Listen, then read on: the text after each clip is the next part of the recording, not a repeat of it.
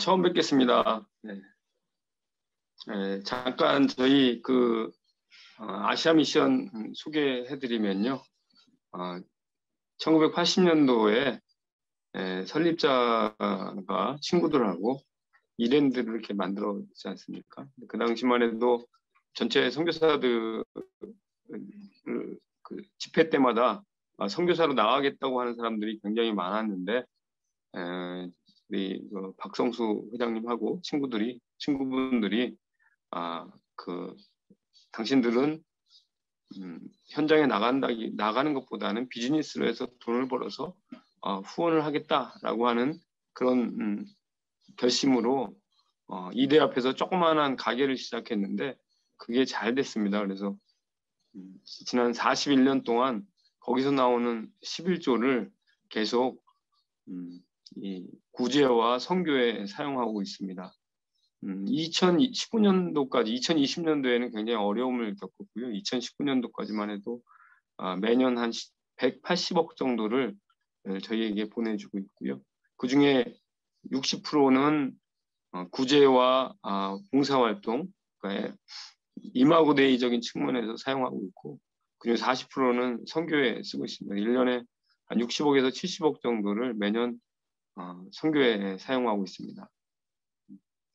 800유닛 정도를 저희가 재정 후원하고 있고요.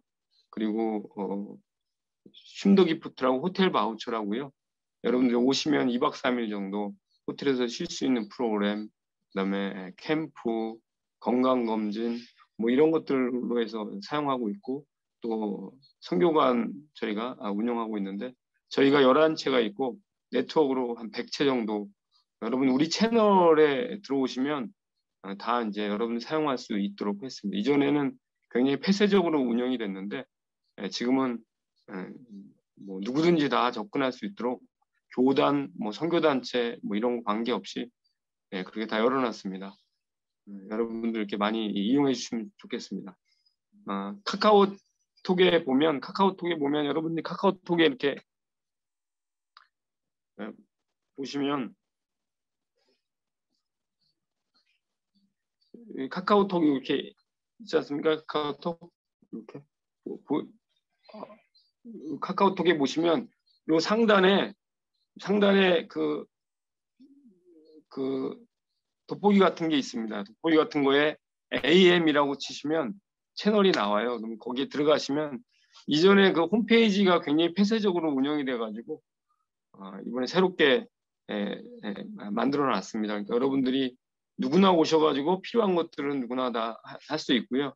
요즘에 이제 최근에 코로나로 순직하신 분들이 꽤 많이 계세요. 22명이 있는데 저희가 이제 키맨들이 120개국의 키맨들이 다 있어서 전체에 다 그 순교 선교사님, 저희는 이제 순교 선교사님이라고 아예 딱 그 네이밍을 했습니다. 왜냐하면 뭐 순직 선교사님이라고 표현하는 분들도 있고 또 뭐 순직하신 분이라고 소천하신 분이라고 이렇게 표현하는 교회도 있고 이러는데 저희가 며칠 전에 이재호 목사님 잠깐 만나면서도 그런 얘기를 했는데 어차피 1900년도 초에 한국에 들어오신 선교사님들, 외국 선교사님들 중에 풍토병으로 돌아가신 분이나 또는 뭐 3살, 4살에 소천한 우리 어린 외국인 자녀들도 다 순교자라고 이름을 이렇게 붙이는데 우리가 해외에 나가서 아무리 연세가 많고 또는 뭐 젊고 상관없이 현장에서 있다가 소천하셨는데 그것을 우리가 순직이라고 표현하는 건 좀 아니지 않냐. 순교 선교사님이다라고 저희가 네이밍을 분명하게 하고 있고요. 그래서 최근에 그 젊으신 분들 위주로 해서 모금 활동도 하고 그래서 꽤 많이 이렇게 지원하고 있습니다.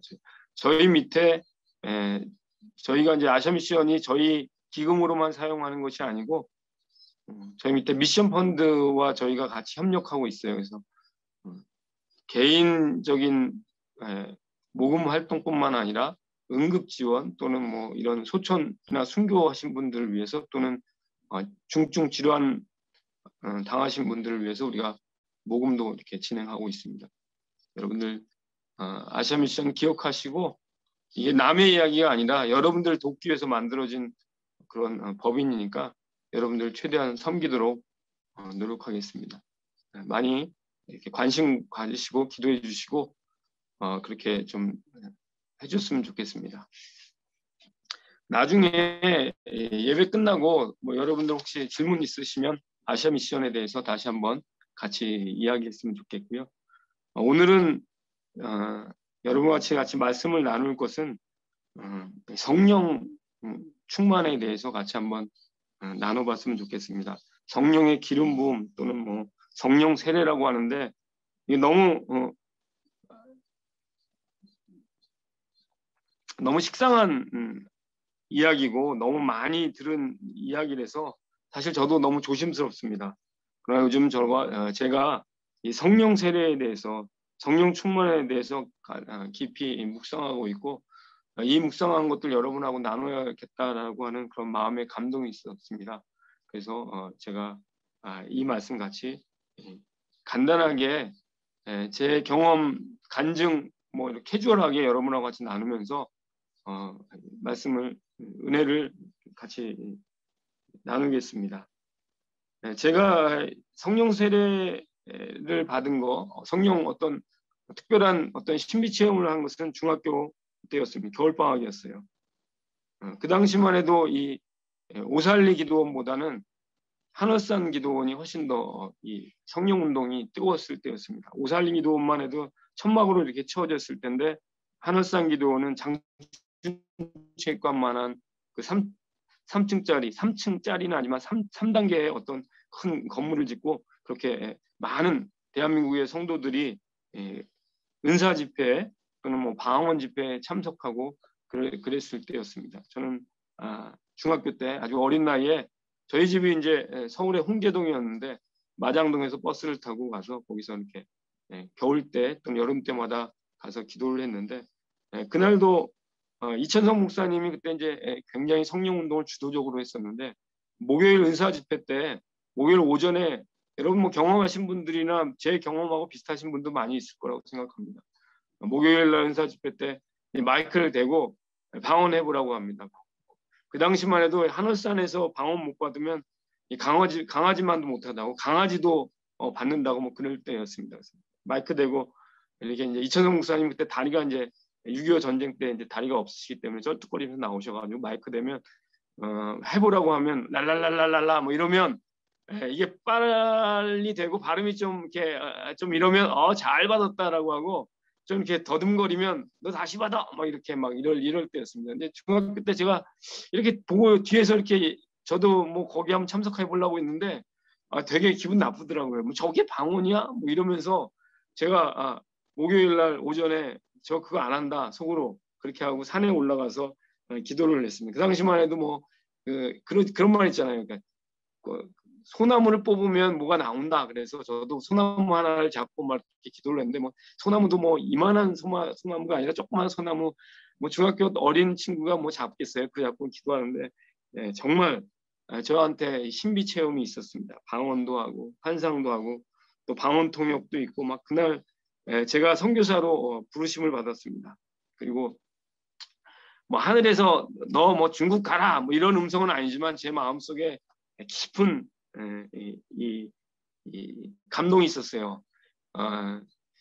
1970년도 말이니까 그 당시만 해도 중국 선교하면 주계장막이라고 그래갖고 중공이었잖아요. 근데 제가 중국 선교사로 가겠습니다라고 그렇게 서원을 하고 추호의 흔들림도 없이 그렇게 쭉 걸어왔습니다. 그리고 이제 제가 이제 내려와서 우리 중고등부 그때 뭐 어린 나이에 제가 중등부 회장이었으니까 중고등부 형님들하고 모아가지고 기도회를 했는데 12명이 기도하니까 뭐 10명이 방언을 받고 뭐 집사님들도 막 참석하고 막 그런 환상과 이런 체험을 하게 되었습니다. 또 어느 날 그 집회를 이렇게 또 어린 나이에 막 예비를 하고 있는데 갑자기 이렇게 불을 확 켜는 분이 있었습니다. 우리 담임 목사였습니다. 저는 이제 합동 측 우리 교회에 다녔는데 담임 목사님이 불을 탁 켜면서 너희들 이 신비주의들이라고 이단이라고 막 이렇게 야단을 쳤습니다. 그래서 다시는 이런 거 하지 말아라고 막 이렇게 얘기를 했는데 저는 참 그 당시만 해도 제가 이 한월산 다닐 때 그때 그 차범근 선수가 저는 이제 어릴 때 축구를 되게 좋아했는데 차범근 선수가 독일 분데스리가로 막 가고 그러려고 했는데 다리를 제 무릎이 좀 안 좋았어요. 그래서 이천성 목사님한테 그 안수를 받고 나왔어요.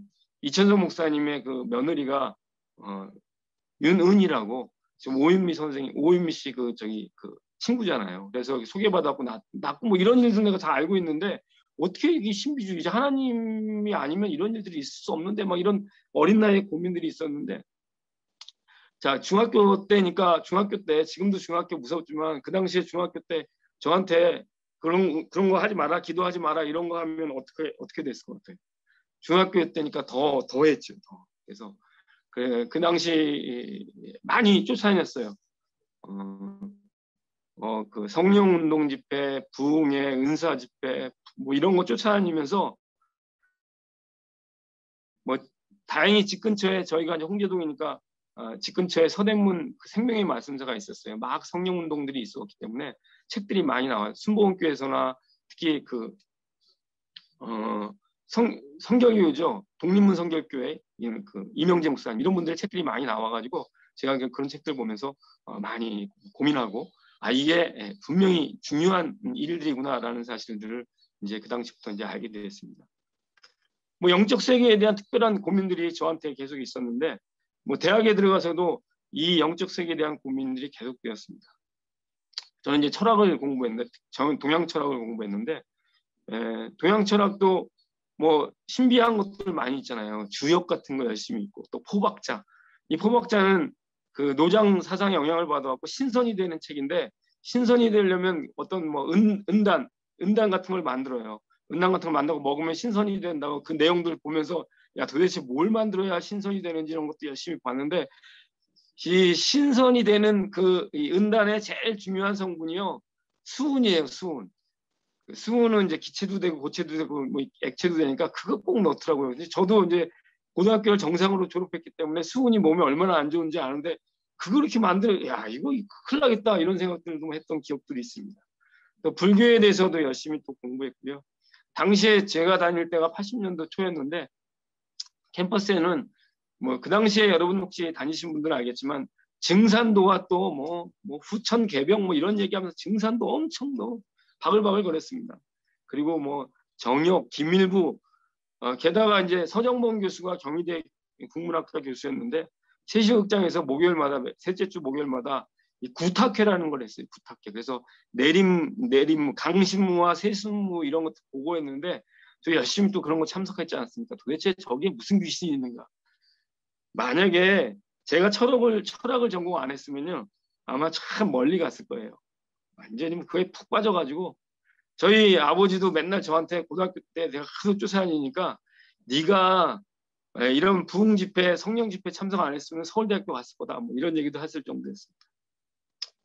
근데 이제 이렇게 성령 운동을 쫓아다니다 보니까 제가 이 고민이 하나 생기게 됐어요. 뭐냐면 성령 운동하는 사람들이 기도하는 사람들이 이 끝이 별로 안 좋아요. 그 당시 지금은 지금으로 보면 끝은 아니고 그 당시 제가 보기에는 어린 나이에 보면 좀 안 좋아요. 왜냐하면 저랑 같이 열심히 기도원에 쫓아다니던 어떤 교회 여자 집사님들이 계셨는데 맨날 기도만 하고 아예 집은 그냥 내팽개치는 거야. 아이들 뭐 가정 다 내팽개치고 맨날 산 기도만 가고요. 또 뭐 기도하면 낫는다고 기도했던 어떤 우리 교회 시골 집사님이 있었어요. 근데 그분 뱀한테 물렸는데 뭐 신의 집회 쫓아다닌다고 뱀한테 물려고 안수받고 그러다가 2주일 만에 다리도 절단하는 이런 일들이 생기고 막 이러더라고요. 이거 도대체 뭘까? 이런 고민들을 하기 시작했어요. 그리고 여러분들 뭐 이거 다 녹화돼서 이런 말 하기 좀 그러지만 저는 제가 중학교 때 강다리 목사님 부흥 집회 때 많이 갔는데 너무 화가 많이 났어요. 강다리 집사님 집회 때 그 건축헌금 하잖아요. 건축헌금. 봉투 흡으로 가지고 막 보고 이것밖에 안 냈냐고 막 이런 일도 있었고 그런 거 보면서 너무 화가 많이 났습니다. 야, 이게 정말 성령운동인가. 그리고 이제 좀 부끄러운 얘기지만 제가 한원산파잖아요. 한원산파. 뭐 이영금 전도사가 이천성 목사님 아들인데 윤은희 씨하고 또 뭐가 났는지는 모르겠지만 어쨌든 이혼하고, 그리고 또 한동안 제가 김계화 씨 많이 쫓아다녔거든요. 할렐루야 기도원. 나중에 보니까 그거 뭐 제가 보니까 뭐 거의 강신모 수준이더라고요. 야, 뭐 예언하는 사람들은 어떻게 하면 다 자기가 하나님 말씀을 듣는데, 저는 하나님 말씀 잘 못 듣거든요. 들어본 적도 없고. 근데 다 하나님 말씀 듣는데, 어떤 사람 집회 갔더니 뭐 향기가 난다고 막 그러고, 이게 이제 70년대 80년대 그런 문제들이었어요. 제가 그러면서 야, 이거 뭐가 문제가 있구나. 그러면서 이제 제가 계속 공부했던 게 이 불교도 공부했잖아요. 그리고 또 무당도 공부했잖아요. 무당도. 또 제가 동양 철학했으니까 유교도 했잖아요. 보니까요, 다 신비 체험이 다 있는 거예요. 이 불교도요, 참선하고 오래 있으면 이 용맹정진이라고 진동을 해요. 진동. 우리 스님들이 참선하다 진동도 하고 영소도 써요. 영소. 신유는 오히려 불교도들이 더 많은 것 같아. 용한 우리 스님들이 뭐 해주면 뭐 낫는 게 더 많아. 뭐 무당도 뭐 말도 안 되지만 무당도 그런 기적들이 실제로 있어요. 그리고 유교에서도 이 화련광통이라고, 대학 보면 경물치지가 있어요. 가만히 보면 갑자기 온 진리가 다 이렇게 터진대요. 통소리가 난대요. 통소리가. 그래서 맹자를 300번 읽으면 맹자 300독 탁지성이라고 300번을 읽으면 탁소리가 난대요. 맹자를 300번 읽는데 무슨 탁소리가 나겠습니까? 그런데 난다는 거예요. 그러니까 제가 이런 것도 보면서 야, 이거 뭐 기독교만 이런 신비 체험과 기적이 있는 게 아니네. 제가 이제 중학교, 고등학교 때 뭐 그다음에 대학교 다니면서 열심히 쫓아냈던 것들의 결론이, 신학교를 들어가면서 제가 이제 그 중에 이제 제가 또 이랜드라는 회사를 좀 다녔거든요. 다니고 난 다음에 제가 신학교를 들어갔는데, 신학교를 들어가면서 은사와 기적을 기독교의 타관성으로 보면 안 되겠다. 이건 넌센스다. 이건 뭐 누구나 이건 다 있는 종교다. 신비 체험, 뭐 성령 체험 너무 강조하지 말자. 이 비둘기 같은 성령도 있고 바람 같은 성령도 있는데 뭐 가서 할렐루야 뭐 이런 사람, 이것만 중요한 건 아니다. 기독교의 신비는 예수 그리스도의 십자가다. 그의 낮아지심과 하나님의 낮아지심과 그 십자가의 죽으심, 인카레이션이 이 기독교의 신비다. 이것을 설명하지 않은 성령 체험은 이거 이상한 거다. 라고 이제 제 마음속에, 여러분 뭐 동의하는지 안 동의하는지 모르겠지만 저는 이제 그렇게 마음속에 정리를 하고 이제 전도사도 하고 목사도 하고 그랬습니다. 이제 제가 중국에 가게 됐는데, 뭐 중국에 드디어 이제 중국 선교사로 나가게 됐습니다. 그리고 이제 성경 공부를 하고 뭐 신학도 처음부터 뭐 이렇게 가르치고 이랬는데, 제가 갔을 때만 해도 저는 이제 허베이성에 갔었거든요. 이제 석과장, 수사장하고 뭐 이런 안희성하고 이런 곳에서 주로 많이 활동했는데, 굉장히 이제 교회가 많이 부흥됐던 시절이었습니다. 아주 좋은 시절이었습니다. 뭐 가정교회 예배도 많이 인도하고 뭐 이러는데, 제가 있었던 지역의 중국 교회는 참 신기한 게 하나 있었어요. 뭐냐면 2~3시간씩 예배드리고 찬양하고 뭐 굉장히 어려운 가운데서 그렇게 하지만 집회만 끝나면 마지막에 안수하는 시간이 있었어요. 그래서 전부 다들 끝나고 나면 다들 이렇게 머리에 이렇게 있고 안수를 반드시 받아야 되는 것 같은 그런 분위기였어요. 뭐 그렇게 기다려요. 그러니까 저도 이제 어떻게 하겠습니까? 이제 뭐 이렇게 기도해주고 뭐 이러는데,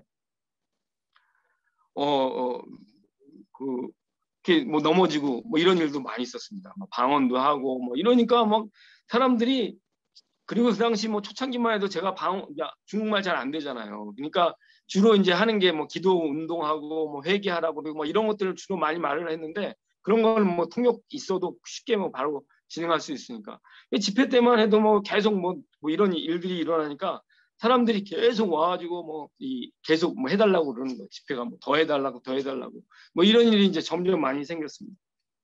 그래서 뭐 기도하다 보면 옆에서 쓰러지는 사람도 있고 뭐 방언하는 사람도 있고 뭐 회개하는 사람도 있고 뭐 이러다 보니까 이제 점점 저도 이제 되게 내가 신령한 목사구나. 그리고 또 뭐 이렇게 안수하는데 막 안 쓰러지면 막 이렇게 눌러서 막 쓰러뜨리려고 하고 막 이런 이제 욕심도 생기고 그러면 이제 집회 끝나면 우리 성도 중에 하나가 아우 라울 씨는 통통하 내 머리 너무 세게 눌러갖고 아파요 막 이런 해프닝도 있고 뭐 이런 어쨌든 그런 운동들이 좀 많이 좀 생겼습니다. 제가 이제 어느 날 한국에 이제 들어와서 대학교 철학을 전공했잖아요. 친구들하고 만나서 조심스럽게 이제 제가 원래 이제 학교 다닐 때도 목사, 선교사가 될 걸로 알고 있었기 때문에 전도는 무지하게 많이 했는데 애들 뭐 잘 많이 믿지는 않았습니다. 이제 동창회 비슷한 게 해갖고 제가 나가서 아이들한테 이제 이렇게 이야기를 했어요. 왜냐하면 아주 조심스럽게 객관적으로 얘기했어요. 야, 내가 중국에서 있었는데 이런 기적들이 일어났다. 병도 낫고 뭐 환상도 보고 뭐 이런 기적들이 있다. 어? 그러면서 사람에게는 이제 오감이 있습니다. 오감. 아니 비설신 그래서 눈, 코, 입 그래서 이 오감이 있는데 오감뿐만 아니라 육감이라는 게 있다. 이러면서 이제 이게 이제 영적으로 이제 풀고 이래서 이제 새로운 어떤 영적인 존재가 있다라고 이렇게 표현하려고 이렇게 막 이렇게 얘기를 진행하고 있는데 마침 이제 저랑 굉장히 친한 친구가 하나 있었습니다. 그 친구가 이제 서울 교대 친구인데 그 친구 저한테 이렇게 얘기를 하더라고요. 야, 그 집단 체면이야. 집단 체면이야. 딱 이렇게 얘기를 하더라고요. 집단 체면이야. 그 군중 심리 이용해서 그렇게 하는 거야. 어? 이렇게 저한테 아주 돌직구를 딱 날리더라고요. 그래서 저는 굉장히 충격을 많이 먹었어요. 와, 저도 이 집회할 때마다 어떻게 하면 분위기를 띄우는지 어떤 반응을 할 때 어떻게 해야 하는지 이제 저도 뭐 많이 했으니까 알죠. 어렸을 때부터 했으니까 알잖아요. 기도인도 찬양인도 뭐 콘티 짤 때 또 업 시킬 때 뭐 어느 정도 노하우가 있어요. 조명은 어떻게 해야 되고 음악을 어떻게 해야 되고 이런 것들을 늘 이제 마음속에 생각하고 있으면서도 한 구석에는 어떤 게 있었냐면 야, 성령 임재와 인위적 분위기를 만드는 것을 어떻게 구별해야 하는가 뭐 이런 고민들이 저한테 좀 있었는데 바로 이제 그 친구가 저한테 전곡을 팍 찔렀습니다. 아, 집단 체면이라고 할 수 있겠구나. 내가 이거 잘못하면 객관적으로 내가 좀 이거 아닐 수 있겠구나. 예, 그 이야기를 듣고 또 제가 굉장히 이제 위축이 되고 예, 좀 조심해야겠다. 자기 검증을 하기 시작했습니다. 그리고 이제 굉장히 집회 때 이제 그 자제하고 뭐 이런 분위기로 가게 되었습니다. 근데 이제 최근에 도르트 젤러라고 하는 사람의 책을 읽게 됐어요. 우연히 그 사람의 책을 읽게 됐는데 신비와 저항이라고 하는 책이에요. 이제 이 도르트 젤러는 제가 잠깐 소개하면 독일의 여성 신학자인데요. 뭐 7개 국어인가 뭐 5개 국어를 아주 통하게 하는 그 여성 신학자예요. 근데 이 사람이 말년 20년 동안 그 자기가 꼭 해보고 싶었던 게 있다고 그렇게 해서 그 책의 성문에 보면 나와요. 자기는 고민되는 게 뭐냐면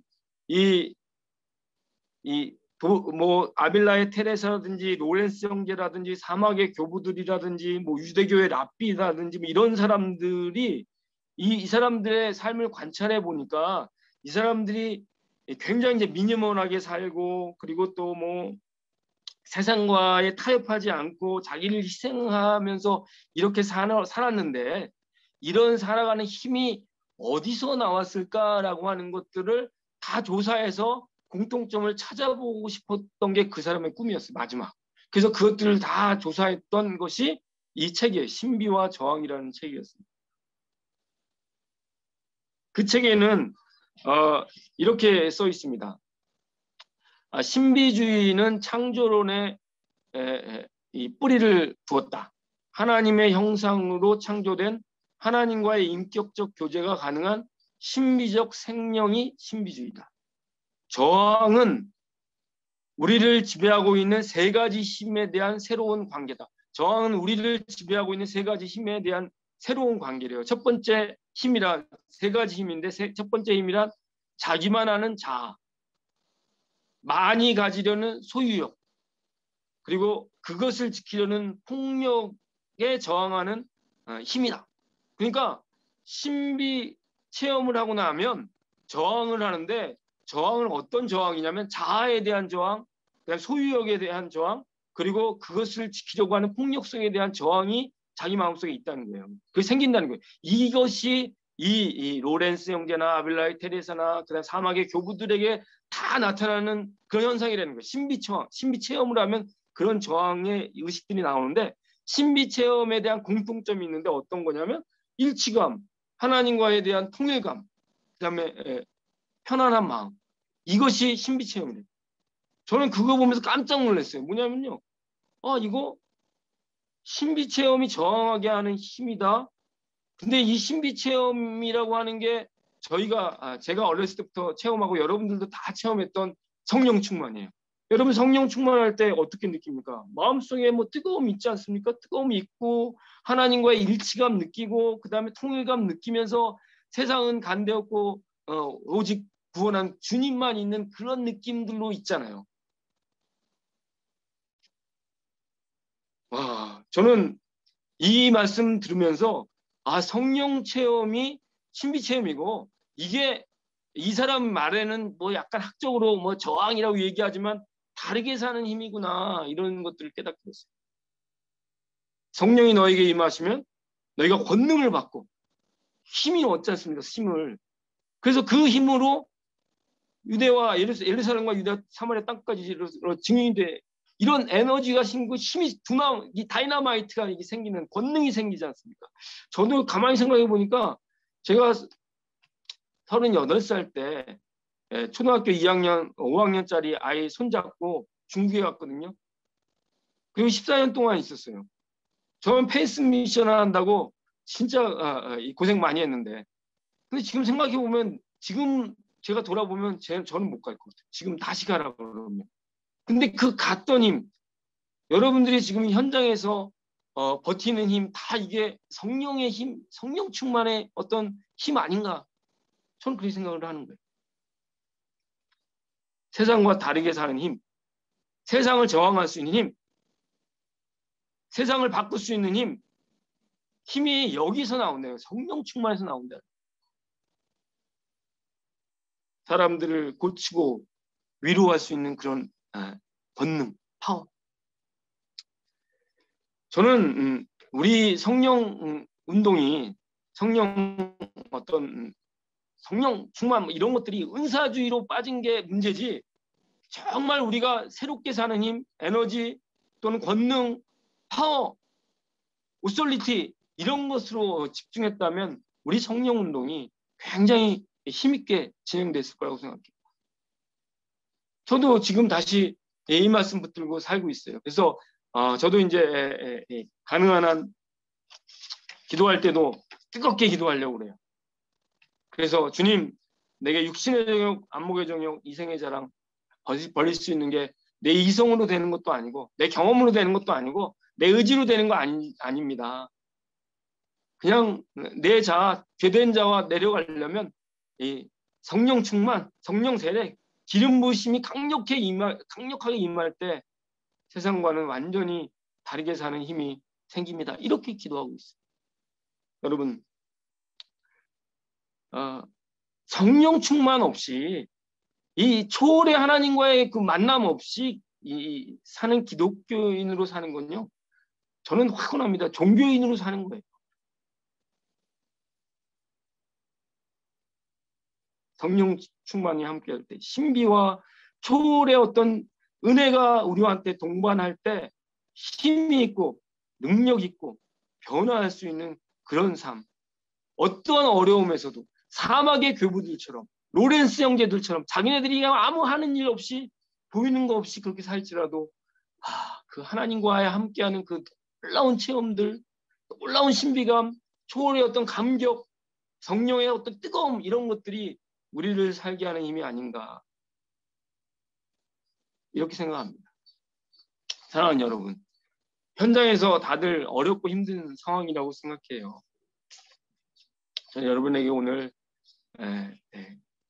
다시 한번 여러분들이 선교지에 나가기 전에 그 뜨거웠던 그 열정, 뜨거웠던 어떤 체험, 뜨거웠던 어떤 그런 은혜, 이것들을 회복하고 다시 한번 그런 뜨거움으로 새롭게 또 용기를 얻고 사시는 여러분이 되기를 예수님의 이름으로 소원합니다. 기도하겠습니다. 하나님 감사합니다. 오늘 주님께서 다시 한번 성령님의 뜨거움으로 현장에서 사역하라고 이렇게 말씀하고 성령님의 뜨거운 힘으로 권능으로 온 땅의 증인이 되라고 말씀하고 있는데 하나님 우리가 다시 한번 기도하게 하시고 첫사랑, 첫 능력, 첫 체험을 회복하는 우리가 되기를 소원합니다. 주님 그렇게 우리를 만들어주시고 무릎으로 기도하고 준비하는 귀한 그런 사역이 되기를 소원하며 예수님 이름으로 기도합니다. 아멘.